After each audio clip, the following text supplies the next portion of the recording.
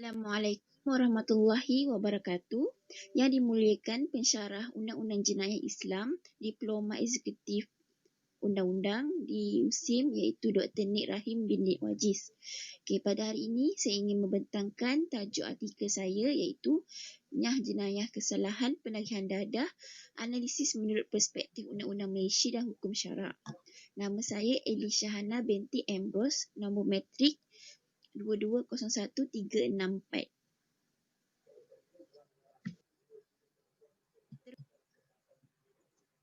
Terusnya kita pergi kepada definisi dadah dan penyalahgunaan dadah. Okey, menurut Kamus Dewan Bahasa Melayu Inggeris, perkataan dadah atau drug bererti ubat-ubatan. Ia merujuk kepada maksud dadah yang digunakan dalam bidang perubatan yang diertikan sebagai bahan kimia atau racun yang digunakan bagi menentukan jenis penyakit, merawat serta melindungi seseorang daripada sebarang penyakit. Tapi penggunaan ubat-ubatan yang ikut dos atau kadar yang ditetapkan bagi tujuan rawatan penyakit bukanlah satu kesalahan. Cuma dalam kajian saya ni, perbuatan yang dianggap jenayah bila seseorang itu menggunakan sesuatu ubat tu secara berlebihan. Itu yang dipanggil dadah. Dan menyebabkan mereka ni melakukan penyalahgunaan dadah lah. Dan sekaligus mendatangkan risiko yang berbahaya kepada tubuh badan. Jadi kesimpulannya, dadah ni bermaksud sejenis bahan atau campuran bahan kimia psikoaktif yang diambil secara haram dan bukanlah untuk tujuan perubatan yang boleh menyebabkan ketagihan serta perubahan yang buruk kepada fungsi dan struktur fisiologi seseorang. Kita berkaitan hukuman dadah di Malaysia. Jadi terdapat 3 jenis kesalahan jenayah dadah iaitu kesalahan menagih dadah untuk kegunaan peribadi, kesalahan memiliki dadah dan kesalahan pengedaran dadah. Jadi kesalahan memiliki dadah dan mengedar dadah ni dianggap sebagai kesalahan yang paling serius kerana ia melibatkan hukuman yang berat iaitu hukuman mati mandatory. Mandatory maksudnya hukuman yang memang akan dikenakan.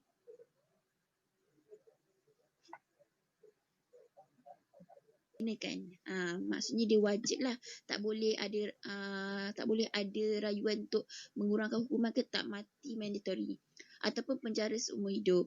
Seksyen 39B Akta Dadah Berbahaya memperuntukkan mengenai kesalahan mengenai dadah berbahaya sebagaimana berikut, di mana tiada seorang pun boleh bagi pihak dirinya atau bagi pihak mana-mana orang lain, sama ada atau tidak orang lain itu berada di Malaysia, mengedarkan dadah ataupun menawar untuk mengedarkan dadah berbahaya ataupun melakukan atau menawar atau melakukan satu perbuatan sebagai persediaan untuk atau bagi maksud pengedaran dadah berbahaya. Jadi sesiapa yang terlibat dalam perkara sedemikian akan dijatuhkan hukuman mati. Okay, contohnya kes Syed Amir, Syed Mustafa, Mir Haidari, HK lawan PP. Okay, kes ni iaitu perayu, dia warga negara Iran dan perayu ni dia telah ditangkap kerana kesalahan mengedar dadah yang bernama metafetamin. Jadi dadah tu seberat 758.2 gram. Jadi kesalahan ni telah diperuntukkan mengikut Seksyen 39A-1-2. Dan perayu ni disabitkan kesalahannya dan dijatuhkan hukuman mati mengikut seksyen yang saya sebut tadi 39B-2. Jadi perayu telah membuat rayuan dan dalam kes ni hakim tidak menerimalah rayuan perayu. Terusnya kita pergi pada kesan jenayah dadah kepada masyarakat di Malaysia. Antaranya ialah batuk yang kronik, jangkitan paru-paru, ingatan yang lemah dan motivasi yang berkurangan. Okey, seterusnya ialah penyakit AIDS atau HIV. Okey, ini adalah kesan yang sangat bahayalah, ni yang paling bahaya sebab kesan daripada dadah tu boleh membawa kepada penyakit AIDS atau HIV dan benda ni boleh merebak dan boleh dijangkitilah oleh pasangan sebegitu. Dan untuk pengetahuan juga, kesan jenayah ni saya peroleh daripada interview bersama pengamal undang-undang dan mereka juga antaranya mengatakan kesan jenayah ni boleh menyebabkan perubahan emosi yang teruk seperti kemurungan terlampau, malah ia juga menyebabkan kecacatan otak, merosakkan organ-organ dalaman sehingga ke tahap yang boleh mengancam nyawa seseorang. Selain itu, dia akan menyebabkan keletihan yang berlebihan, angin ahmar, masalah pernafasan, tekanan darah tinggi, kemurungan, halusinasi, paranoia dan kematian. Ia juga boleh mendorong seorang supaya mempunyai keinginan untuk membunuh diri. Seterusnya akan menghancurkan keharmonian sebuah institusi kekeluargaan dan peningkatan kepada kejadian sosial dan kes jenayah yang berlaku di negara Malaysia. kita pergi kepada dadah dan nyah jenayah penagihan dadah dari sudut Islam. Dalam slide ini kita akan tekankan berkaitan maqasid syariah. Maqasid syariah juga ada didefinisikan oleh Dr. Wahbah Zuhaili sebagai makna atau tujuan yang dititikberatkan dalam semua hukum atau sebagian besarnya yang ditekan oleh syariat dalam setiap hukum. Jadi merujuk kepada isu dadah ni, kalau ikutkan ia memanglah melanggarlah maqasid syariah dalam menjaga nyawa dan melindungi akal manusia. Jadi disebabkan itulah dadah ini haram. Saya datangkan dalil pengharaman dadah, surah Al-Ma'idah ayat 90, mafhumnya, wahai orang yang beriman bahawa sesungguhnya arak dan judi dan pemujaan berhala dan mengundi nasib dengan bata-bata anak panah adalah semuanya kotor, yakni keji dari perbuatan syaitan. Oleh itu, hendaklah kamu menjauhinya supaya kamu berjaya. Dadah mungkin mempunyai sedikit manfaat dari sudut perubatan, namun ia membawa kemudaratan yang lebih besar berbanding manfaatnya. Jadi Islam melaranglah sesuatu yang boleh membinasakan hidupnya. Dan saya gunakan dalil surah Al-Baqarah ayat 195, mafhumnya, dan janganlah kamu sengaja mencapai diri kamu ke dalam kebinasaan. Dan kita boleh nampaklah keburukan dadah ni lebih banyak, dan sebab itulah dadah ini diharamkan penggunaannya.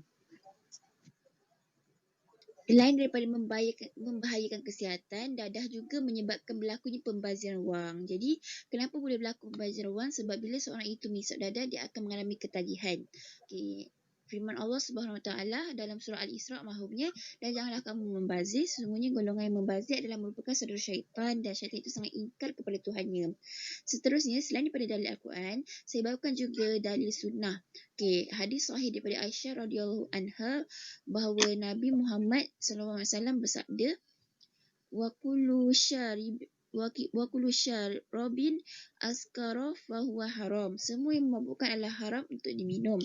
Yahya bin Mu'in menerangkan bahawa ia adalah hadis mengenai pengharaman yang paling sahih yang diriwayatkan dari Rasulullah. Seterusnya adalah dalil yang diriwayatkan oleh Ibnu Umar radhiyallahu anhu bahawa Rasulullah SAW bersabda, kullu muskirin hurun wa kullu muskirin haram. Setiap yang memabukkan itu khamar dan setiap yang memabukkan itu adalah haram. Dalam kes ni, kenapa ikutkan dadah ni tak ada disebutkan sebiji-sebiji dalam Al-Quran sebab waktu tu tak ada dadah. Tapi dalam mengikutkan kes sekarang, dadah tu dikiaskan dengan benda-benda dengan arak, dengan benda yang memabukkan ini. Jadi kita boleh gunakan dalil itu untuk menjadikan dadah ni hukumnya haram juga.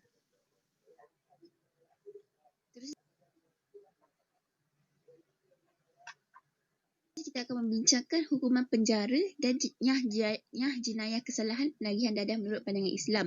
Sekarang ni kita nak bincanglah kenapa penjara ni perlu ataupun tidak perlu, dan apa kaitannya penjara dan nyah jenayah. Sebab bila kita nak nyah jenayah mesti ada sebab lah.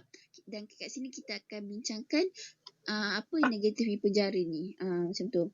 Jadi keburukan atau kebaikan pelaksanaan nyah jenayah kesalahan penagihan dadah perlu ditimbangkan. Di samping itu kita kena tengok juga hukum keharusan hukuman penjara di Malaysia ni. Jadi serta kesannya lah yang beri banyak kesan negatif dan tak dapat menyelesaikan pun masalah dadah yang membaraskan dalam di Malaysia. Satu, apa yang kita boleh kata, denda ni, penjara ni adalah salah satu hukuman takzir yang telah ditentukan oleh pemerintah. Dia adalah satu hukuman yang kurang lah, maksudnya bukan hukuman hudud, sebab dekat Malaysia kita tak boleh buat hudud. Dan Islam pun tidak pernah menghalang apa-apa bentuk hukuman berbentuk takzir sebab itu adalah kuasa pemerintah. Kerajaan, jadi nak kata kat sini kita boleh kata penjara ni tak dah wajib dan taklah mandatory untuk dilaksanakan. Jadi kerajaan Malaysia juga boleh menentukan apa-apa sahaja bentuk hukuman termasuklah menyah jenayah kesalahan penagihan dadah dan menggantikan hukuman penjara dengan rawatan. Rawatanlah yang kita nak tekankan di sini.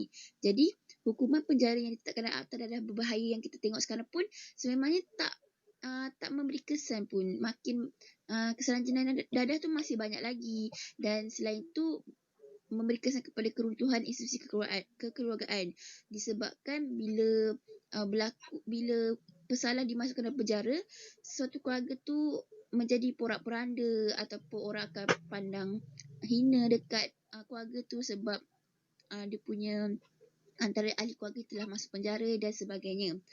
Seterusnya juga ada masalah lah di segi penjara, terlalu ramai banduan dan ini telah menjadi masalah kerana terlampau banyak banduan dalam penjara dan itu tidak efektif lah keperluan penjara itu kepada pesalah. So, lebih baik kita gantikan dengan rawatan. Okay, seterusnya menurut interview saya lah bersama pengamal undang-undang juga, beliau berkata beliau tidak setujulah jika kerajaan menyah jenayah kesalahan ini sebab bagi beliau kesalahan penanganan ni adalah pilihan mereka sendiri. Jadi kalau kita hapuskan hukuman penjara dan hanya ganti dengan rawatan, ia tak akan memberi kesan juga. Jadi cuma cadangannya apa kata selarikan. Maknanya penjara buat dan rawatan pun juga diberikan. Okay, itu adalah antara hasil interview yang saya dapat jugalah. Cuma dalam pembincangan yang saya bawakan ini, kita lebih kepada menyokong untuk kaitan kesesakan penjara yang saya sebut sebelum ini, kenapa ia amat teruk? Kerana dia boleh menggalakkan penularan penyakit berjangkit dalam kalangan banduan seperti HIV, TB dan hepatitis C. Jadi bila mereka ni dibebaskan, mereka akan sebarkan kepada orang lain. Jadi itu tidak baiklah. Jadi hal ini memberi keberatan lebih besar. Jadi dan terdapat kaedah fiqh yang saya bawakan juga untuk menerangkan mengenai pertembungan dua kemudaratan ini, iaitu apabila bertembungnya dua mafsadah, maka tolaklah mudarat yang lebih besar dengan melakukan mudarat yang lebih ringan. Jadi kita boleh tengok tu bila berkumpulnya semua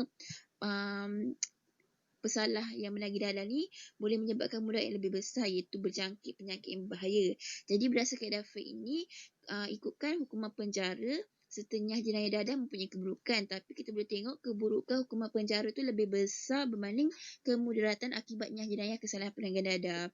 Jadi saya sendiri merasakan hukuman penjara ni perlu dikajikan semula untuk dimasukkan. Ini bermakna nyah jenayah kesalahan penanganan dadah perlulah dilaksanakan bagi menggantikan hukuman penjara tersebut.